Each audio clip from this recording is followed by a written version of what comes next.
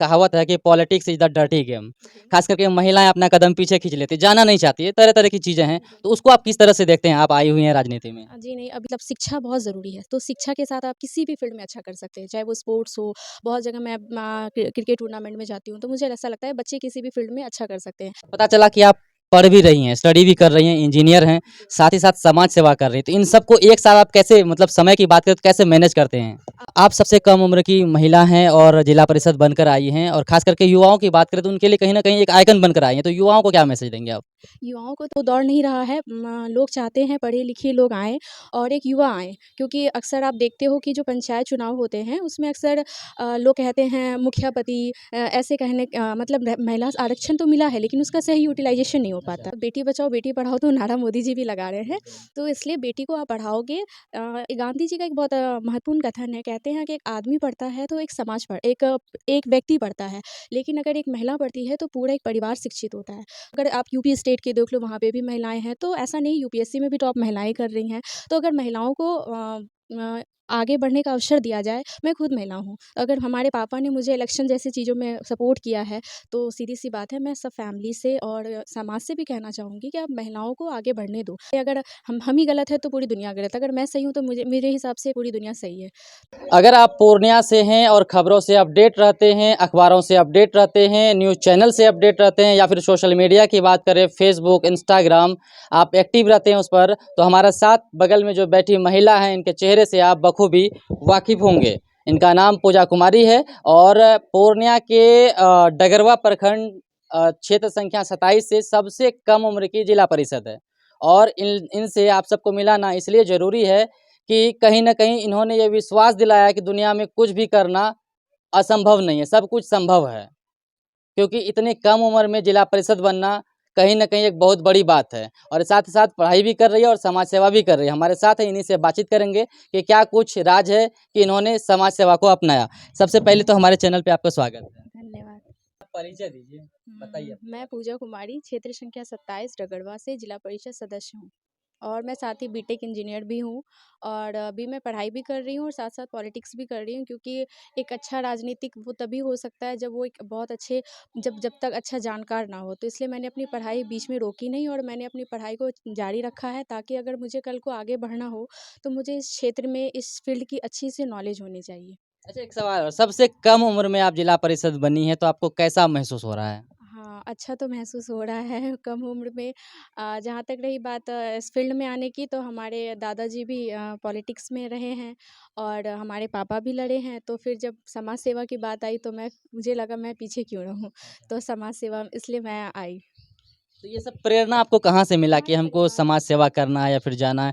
आप किन से इंस्पायर हो? पापा से, दादा से, या फिर किसी और से? नहीं, हम इंस्पायर अपने दादाजी से और अपने पापा जी से इंस्पायर हुए हैं। और इस बार महिला सीट भी था, और मुझे लगा कि क्यों ना मैं आऊँ इस क्षेत्र में। और जहाँ तक रही बात, अब वो दौर नहीं रहा है, लोग चाहते हैं पढ़े-लिखे लोग आएँ और एक युवा आएँ, क्योंकि अक्सर आप देखते हो कि जो पंचायत चुनाव होते हैं, उसमें अक्सर लोग कहते हैं मुखिया पति, ऐसे कहने मतलब महिला आरक्षण तो मिला है, लेकिन उसका सही यूटिलाइज़ेशन नहीं हो पाता है। तो इसके वजह से, अगर जैसे अभी भी मैं सदन में जाती हूँ, जितनी भी मैक्सिमम जिला परिषद जो महिलाएं चुन के आई हैं, तो वो अपनी आवाज़ को नहीं रख पाती हैं। इसका सबसे मतलब ये है कि उनमें एक तो कॉन्फिडेंस की कमी है, जिसकी वजह से सबसे बड़ा कारण है उसका शिक्षा, क्योंकि वो शिक्षा उतनी नहीं ले सकी हैं। आरक्षण तो मिल गया है, लेकिन अभी भी अपनी बातों को रख नहीं पाती हैं सदन में। तो इसलिए जहाँ तक मुझे लग रहा है, वो दौर नहीं है कि मतलब पब्लिक भी अब पढ़ी लिखी हो चुकी है, जागरूक हो चुकी है, तो उन्हें लगता है कि नहीं, अब मुझे एक शिक्षित लोग चाहिए और युवा चाहिए, जो हमारे हक की आवाज़ उठा सके। पता चला कि आप पढ़ भी रही हैं, स्टडी भी कर रही हैं, इंजीनियर हैं, साथ ही साथ समाज सेवा कर रही हैं। तो इन सबको एक साथ आप कैसे, मतलब समय की बात करें तो कैसे मैनेज करते हैं? जहाँ तक रही समय की बात मैनेज करने की, पढ़ाई मैंने इसलिए कंटिन्यू रखी है, क्योंकि मुझे एक हायर एजुकेशन चाहिए थी। मेरे बीच में पढ़ाई करते ही इलेक्शन आ गया, तो मैं मतलब चुनाव में खड़ी हुई और बहुत अच्छे वोटों से जीत भी गई। तो मुझे लगा कि जनता को विश्वास है, और अगर मैं इस फील्ड में आगे जाना चाहती हूँ, तो मुझे लगता है जब तक मुझे बहुत अच्छी एजुकेशन नहीं होगी, तो कल को मुझे विधानसभा या लोकसभा अगर जाने का पब्लिक मौका देती है, तो मैं अपनी बातों को अच्छे से रख नहीं पाऊँगी। और शिक्षा से सबसे अच्छा कॉन्फिडेंस कॉन्फिडेंस आता है। और अगर मैं आज इलेक्शन में अपनी बातों को रख पाई तो वो एक शिक्षा के वजह से। तो मैं अपनी शिक्षा को कभी स्टॉप नहीं करना चाहती हूँ, आगे कंटिन्यू रखना चाहती हूँ। तो आपका समय मैनेज हो जाता हाँ है। जी, मैनेज अच्छे से कर लेती हूँ, जब मौका मिलता है क्षेत्र घूमती हूँ, मीटिंग भी अटेंड करती हूँ और साथ-साथ पढ़ाई भी कंटिन्यू करती हूँ। अच्छा, समाज में हमारा एक परसेप्शन बना हुआ है कि महिलाएँ जो होती है, चूल्हा-चौका करने के लिए बनी है, खाना बनाना, कपड़ा धोना, यही सब करने के लिए। तो उनको क्या कहेंगे? आज आप एक बेटी भी हैं, पढ़-लिख रही हैं और कुछ हट के आप समाज में कर रही हैं, तो उनको क्या कहेंगे? जिनका ऐसा मतलब बना हुआ है, चूल्हा-चौका करेगी बस, शादी होगा, दूसरा घर चले जाएगी। नहीं देखिए, ये सबसे पहली तो ये तो गलत अगर किसी ने ये अवधारणा बना के रखी हुई है कि महिलाएँ चूल्हा-चौका करने की होती है, तो ऐसा नहीं है। आज आप देखिए हमारी जो राष्ट्रपति हैं, वो भी एक महिला हैं, ठीक है? और आप देखिए जो हमारे वित्त फाइनेंस मिनिस्टर हैं, वो भी महिलाएँ हैं। तो अगर आप फाइनेंस पूरे भारत का फाइनेंस उस पे सौंप रहे हैं, तो आप सोचिए एक महिला जब फाइनेंस को अच्छे से सँभाल सकती है, तो महिलाएँ कुछ भी कर सकती है। और अगर ये अवधारणा बना के रखी गई है, तो ये तो हमारा इतिहास बताता है कि महिलाओं को हमेशा दबा के रखा गया है। और हमारी सरकार भी महिलाओं को उठाने में बहुत मेहनत कर रही है, आरक्षण दे रही हैं। अभी आप देखो बीपीएससी का कल रिज़ल्ट आया है जिसमें से महिलाएँ टॉप 6-7th में महिलाएँ हैं। अगर आप यूपी स्टेट के देख लो वहाँ पे भी महिलाएँ हैं, तो ऐसा नहीं यूपीएससी में भी टॉप महिलाएँ कर रही हैं।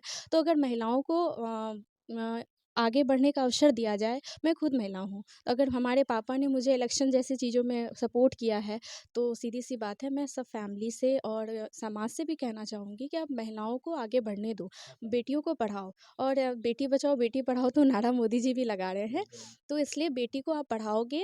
गांधी जी का एक बहुत महत्वपूर्ण कथन है, कहते हैं कि एक आदमी पढ़ता है तो एक समाज पढ़ एक व्यक्ति पढ़ता है, लेकिन अगर एक महिला पढ़ती है तो पूरा एक परिवार शिक्षित होता है। तो इसलिए आप महिलाओं को पढ़ाने के लिए आगे लाना अच्छा, चाहिए। एक और लोगों का ऐसा कहावत है कि politics is the dirty game. जी। ख़ास करके महिलाएँ अपना कदम पीछे खींच लेती हैं, जाना नहीं चाहती है, तरह-तरह की चीज़ें हैं। तो उसको आप किस तरह से देखते हैं? आप आई हुई हैं राजनीति में। जी नहीं, अभी तक तो मुझे ऐसी चीज़ों का सामना नहीं करना पड़ा है। जहाँ तक मैं महिलाएँ हूँ, तो सबने मुझे बेटी-बहन करके बहुत सम्मान दिया है।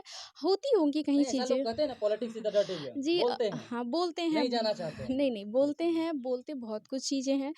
लेकिन आप अगर सही हैं, तो अगर आप सबसे पहली चीज़ें हैं आप। अगर आप सही हो, तो सब सही है। कहते हैं अगर हम ही गलत हैं, तो पूरी दुनिया गलत है। अगर मैं सही हूँ, तो मेरे हिसाब से पूरी दुनिया सही है। तो इसलिए ये मेरे लिए तो मुझे नहीं लगता कि ये डर्टी गेम है। हाँ, जो लोग डर्टी बनाते हैं, उनके लिए डर्टी गेम है। मतलब स्पष्ट है कि साफ-सुथरी छवि के साथ भी राजनीति किया जा किया जा सकता है, सकता चाहे है। वो महिलाओं की बात करें, महिलाएँ हो, पुरुष हो, पुरुष हो, किसी की भी बात कर सकते हैं। बिल्कुल, बिल्कुल साफ सुथरी छवि से तो किया ही जा सकता है। अगर आप गलत होंगे तो आपको लगेगा कि हम किसी के साथ गलत कर सकते हैं। लेकिन अगर आप सही हो, और ये तो कहते हैं पॉलिटिक्स समाज सेवा, तो मतलब आप समाज सेवा में क्या गलत कर सकते हो? किसी की भलाई कर सकते हो। तो इसमें मुझे तो नहीं लगता कि किसी के साथ आप बुरा कर सकते हो। बुरा तब होता है जब आप किसी की ज़रूरत है और आप उसकी ज़रूरत पे खड़े नहीं हो, तो आप बुरा कर सकते हो।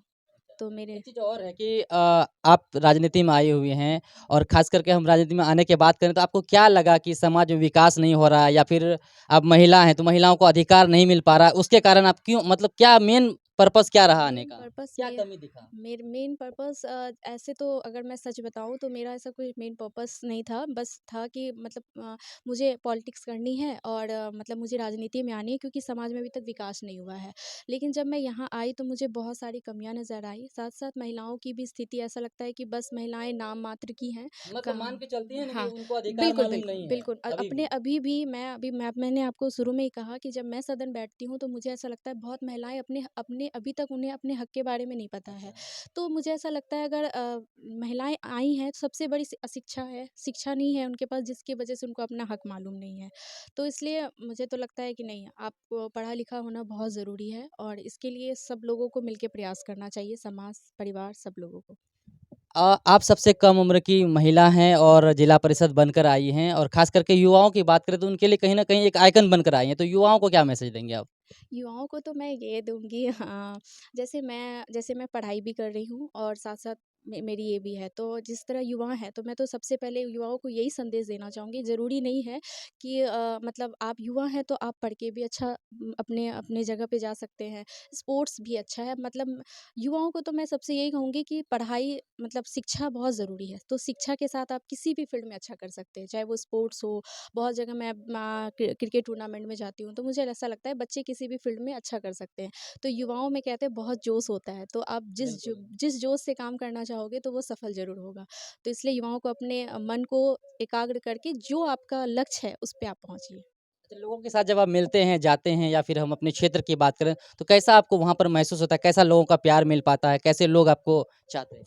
मैं अभी तक सच बताती हूँ तो मुझे मतलब मैं बहुत वोटों से जीती हूँ, तो मैं अभी भी जहाँ जाती हूँ छोटे-छोटे बच्चों में ये प्यार रहता है और बड़ों में भी उतना ही प्यार है, तो मुझे बहुत प्यार मिलता है, बहुत सम्मान मिलता है, जिसके लिए मुझे लगता है कि मेरा आना इस फ़ील्ड में सफल हुआ। मतलब लोग मुझे प्यार कर रहे हैं तो ज़रूर मैंने कुछ अच्छा किया है उनके लिए और मैं चाहती हूँ कि मैं बहुत अच्छा करूँ उन लोगों के लिए।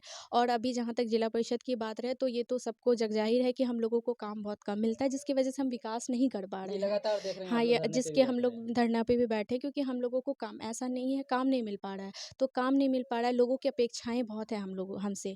तो उन्हें लगता है जिला परिषद है तो पूरा जिला है, तो ऐसा कुछ है नहीं। लेकिन हाँ, कोशिश ज़रूर रहती है कि जितने से जितना हो सके मैं लोगों की मदद कर सकूँ। महिलाओं को अंत में कोई संदेश आप अपनी तरफ से देना चाहेंगी इस जगह से? हाँ, मैं महिलाओं को यही संदेश देना चाहूँगी कि महिलाएँ जो हैं, जो बच्चियाँ हैं, उनको उनके माँ-बाप पढ़ाई में के लिए सपोर्ट करें और महिलाएँ हैं अगर वो पढ़ रही हैं तो बीच में अपनी पढ़ाई स्टॉप ना करें। आज आप देख रहे हो कि महिलाएँ शादी के बाद भी पढ़ के जॉब कर रही हैं, तो महिलाओं को स्टॉप नहीं करना चाहिए और आप शिक्षा आजकल आप देखते हैं यूट्यूबर का ज़माना है, मतलब जिस फ़ील्ड में आपकी अच्छी-सी नॉलेज है या आप जिस फ़ील्ड में आप अपनी पहले काबिलियत को पहचानें कि आप क्या कर सकते हैं।